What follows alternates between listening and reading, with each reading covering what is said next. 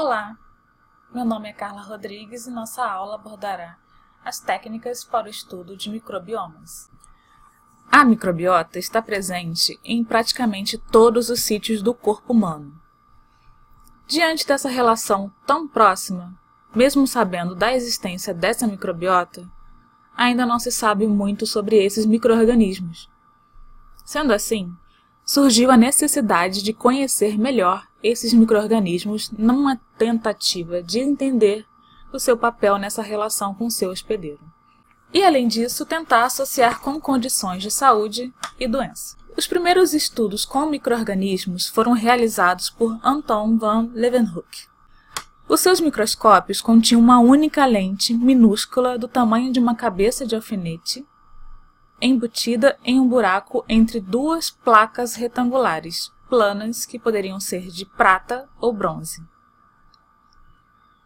Os objetos eram posicionados atrás dessa lente e podiam ser ampliados em até 300 vezes o seu tamanho real.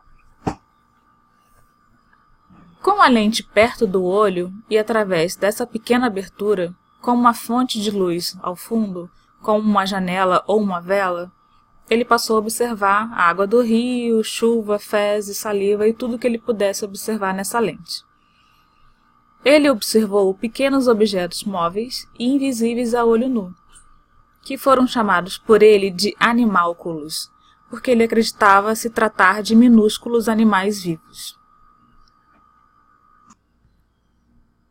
Os estudos de microbioma são importantes para determinar quais micro-organismos estão presentes em um dado sítio do organismo, além da diversidade dessas comunidades microbianas presentes nesse ambiente, além da sua função e tentar correlacionar essas informações com as condições de saúde ou doença.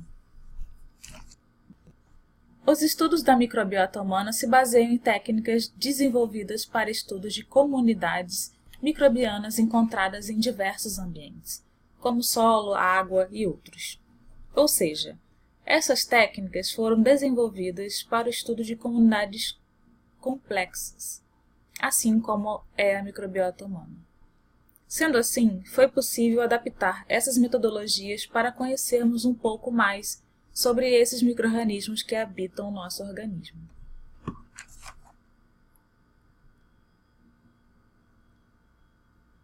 Nessa aula, vamos discutir as principais técnicas utilizadas que são dependentes e independentes de cultivo. As técnicas tradicionais na microbiologia clássica são baseadas no cultivo. Assim, a identificação de um micro-organismo depende do isolamento do mesmo em meios de cultura. Uma amostra é processada e inoculada em diferentes meios de cultura. Após a sua incubação, devem ser observadas as suas características fenotípicas, que envolvem a sua morfologia, a motilidade, seu metabolismo e suas características bioquímicas. Dentre as vantagens dessas técnicas de cultivo está a possibilidade de estudar cada bactéria e suas funções fisiológicas individualmente. Além disso, é possível realizar a detecção de patógenos específicos, além da realização de testes de sensibilidade, genotipagem, além da disponibilidade de culturas puras que podem ser usadas em ensaios futuros. A maioria do conhecimento sobre a fisiologia de micro-organismos vem desse tipo de estudo. Porém, será que essa metodologia é adequada para esse tipo de estudo? Será que todas as espécies bacterianas possuem as mesmas necessidades nutricionais? Sabemos que a maioria dos micro-organismos existentes ainda não foi cultivada. Mas esses micro-organismos seriam mesmo não cultiváveis? Ou ainda não cultiváveis porque ainda não se sabe as suas exigências nutricionais e outras condições necessárias para o seu crescimento?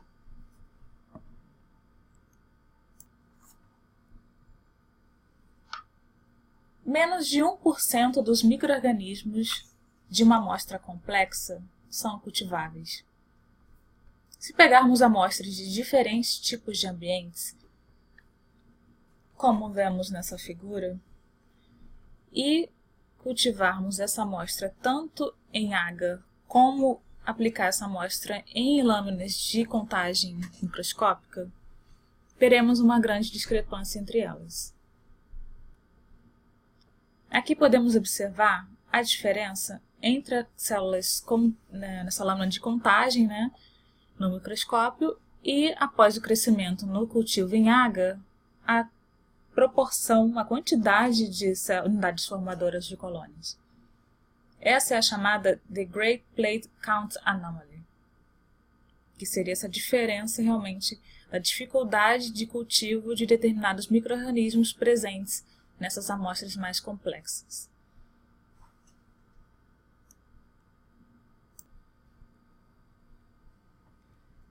Essas células microbianas estão viáveis, mas não são cultiváveis, Elas podem estar em um estado de dormência, com um baixo nível dessa atividade metabólica, que pode ser decorrente a uma resposta a diversos estresses ambientais que não possibilitam o seu crescimento em um determinado ambiente. Nessa figura podemos ver um modelo de mecanismos de cocultura, onde essas bactérias que não são cultiváveis poderiam sobreviver e crescer diante da presença de outras bactérias que atuariam como auxiliares. Em ambientes aeróbicos, o ferro molecular é completamente oxidado e não está disponível, então, para células sem sistemas específicos para sua aquisição. Sendo assim, os siderófilos das bactérias vizinhas se ligam e solubilizam esse ferro, tornando-o assim disponível para bactérias que não podem crescer sem essa ajuda. Por outro lado, o peróxido de hidrogênio e possivelmente outras formas reativas de oxigênio pode evitar também o crescimento de algumas bactérias sensíveis. Sendo assim, a presença de alguns organismos auxiliares poderia, portanto, proteger contra esse efeito ao remover o estresse oxidativo, permitindo assim o crescimento dessas bactérias. Além disso, essas bactérias auxiliares podem fornecer tanto aminoácidos, vitaminas, fontes de carbono e outros nutrientes comumente utilizados em meios de cultura ricos. Entre outros, existem alguns outros fatores de crescimento e efeitos que podem aliviar esse estresse que ainda não foram elucidados. Mas é importante, nesse caso, demonstrar que existem algumas bactérias que podem suprir as necessidades nutricionais ou de ambiente que uma bactéria necessita para sobreviver e crescer.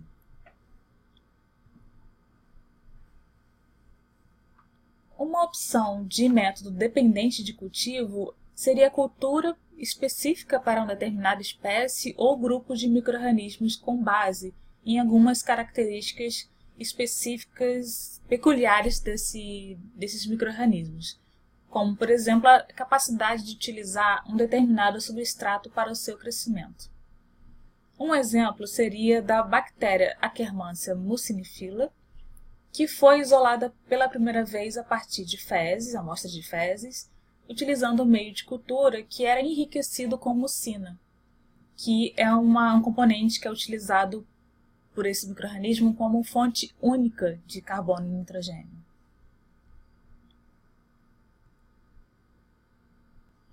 O uso de vários tipos de meios de cultura enriquecidos com, por exemplo, sangue, fluido do rúmen ou líquido fecal estéril é uma técnica que vem sendo chamada de culturômica. O objetivo dessa técnica é replicar todas as condições ou máximo de condições naturais de crescimento. Aqui nessa figura podemos ver os desafios para essa metodologia de culturômica e as suas respostas, as suas soluções, incluindo as técnicas que poderiam ser usadas para reduzir essas dificuldades do cultivo.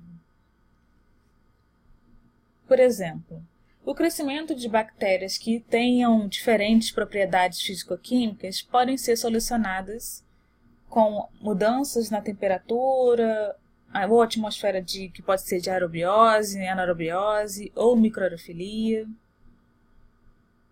O supercrescimento de, por exemplo, uma bactéria que não seja realmente representativa, mas ela teria uma condição melhor de crescimento em um determinado ambiente, poderia ser solucionado com a adição de antibióticos, filtros que poderiam reter essas bactérias ou outros componentes, uso de fagos, bacteriófagos, né, nesse caso, e também pode ser utilizado o choque térmico.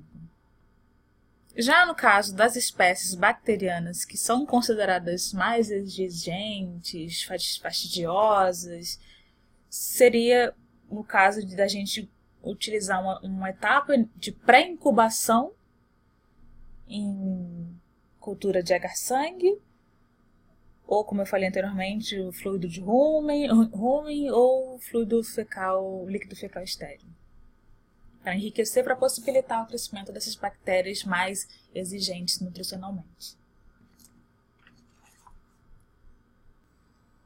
Uma outra técnica dependente de cultivo é essa câmara de difusão, projetada essencialmente para enganar as células para que elas pensem que estão crescendo em seu ambiente natural, criando assim uma estratégia de incubação que imita muito o seu habitat natural. Essa câmara de difusão consiste em uma estrutura, como podemos ver nessa figura representada, de aço inoxidável que contém membranas de tamanho de poro de 0,03 micrômetros de cada lado dessa estrutura. Depois de colar uma membrana de um lado, o inóculo, que consiste de uma mistura de células ambientais e agar, é introduzido nesse orifício. E então, posteriormente, a segunda membrana é colocada para fechar essa câmara. Os nutrientes do ambiente podem se difundir para essa câmara, portanto, não sendo necessário adicioná-los ao meio. Uma vez inoculada e montada, essa câmara pode ser devolvida à sua localização original de amostragem, ou até em um ambiente natural simulado em laboratório, como um bloco de sedimento mantido em um aquário. Alguns micro-organismos são particularmente importantes para a descoberta de drogas, como fungos microscópicos e actinomicetos, que crescem formando filamentos capazes de penetrar alguns tipos de substratos considerados macios. Os actinomicetos podem passar por poros de 0,2 micrômetros, como vemos na figura B. E essa habilidade poderia ser usada para projetar essa armadilha para a captura desses organismos. Essa armadilha é similar à câmara de difusão demonstrada na figura A, exceto que as membranas possuem poros maiores e o agar dentro dessa armadilha é inicialmente estéril quando colocado nesse ambiente. Sendo assim, qualquer crescimento observado depois da incubação dentro dessa armadilha é devido à movimentação de células durante o período de incubação para esse ambiente.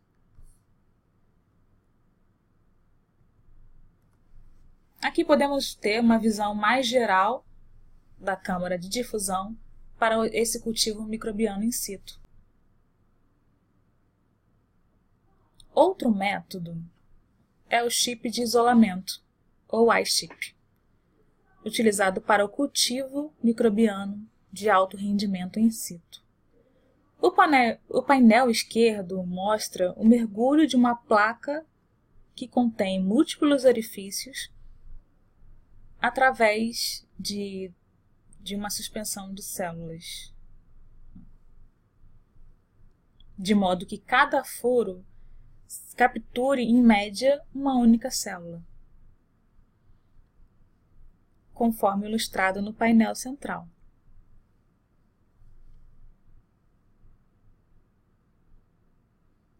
Na figura C, podemos ver a presença de parafusos que fornecem pressão suficiente para selar o conteúdo desses orifícios individuais, tornando em câmaras de difusão em miniatura contendo uma célula cada. Aqui temos um exemplo do uso desse iChip em bactérias do solo para isolamento e crescimento de micro-organismos que não são cultiváveis, mas são potenciais produtores de antibióticos. As amostras são coletadas do solo, nesse caso, e diluídas para que sejam obtidas células isoladas em cada orifício, as mini câmaras de difusão do chip. Após selar essas estruturas com membranas, como descrito anteriormente, esses chips são enterrados no solo para que as células microbianas recebam os nutrientes necessários e se multipliquem.